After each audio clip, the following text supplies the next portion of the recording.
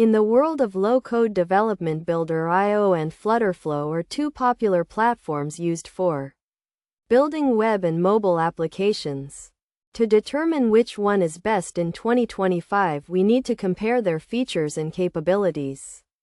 First, let us look at Builder.io. It is a low-code platform that allows developers to build and deploy web applications quickly and efficiently. It provides a drag-and-drop interface for designing user interfaces and a robust set of tools for integrating with back-end services. On the other hand, Flutterflow is an open-source low-code platform developed by Google. It allows developers to build natively compiled applications for mobile web and desktop from a single codebase. It uses a visual interface for designing user interfaces and provides a set of pre-built widgets and tools for customizing the look and feel of applications.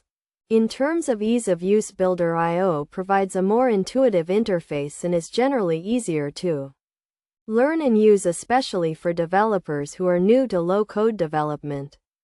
However, Flutterflow provides more advanced features and customization options which may appeal to experienced developers. When it comes to integration with back-end services, Builder.io provides a more comprehensive set of tools and supports a wide range of services including APIs and databases. Flutterflow also provides integration with back-end services, but it is more limited and may require additional setup and configuration. In terms of cost, Builder.io offers a free plan as well as several paid plans with varying levels of features and support. Flutterflow is open source and free to use, but it may require additional costs for hosting and maintenance. Ultimately, the choice between Builder.io and Flutterflow depends on the specific needs and goals of the project. If you are looking for a low-code platform that is easy to use and provides a comprehensive set of features and tools, then Builder.io may be the best choice.